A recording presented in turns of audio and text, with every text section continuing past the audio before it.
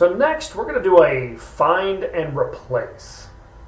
So I want to find anything that says Lewis in it. So we only have the one. And what we're going to do is we're going to hit Control F, and we're going to find Lewis. Let's select over here. Find, and notice it'll drop my cell selection right down to Lewis. Let's do something else. Let's do more. And we'll find that. Now we don't seem to have any duplicates in here, so let's add a duplicate. So we're going to insert, and we're going to do Greg Moore. And he's 10 years old. Now we're going to do a find again. And what I want to do is I want to find all the Moores. And notice when I hit find now, it shows me a little extra thing down here at the bottom that shows me my results.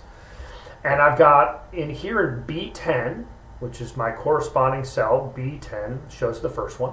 The second one is in B11, right below it. And notice if I select it, it moves my cursor over here up and down my cell selector. And let's say that I want to replace Moore. So I want to replace Moore with Smith.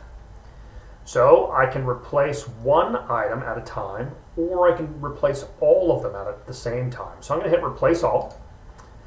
And right here it tells me that we did 2 replacements, and they're right there for us.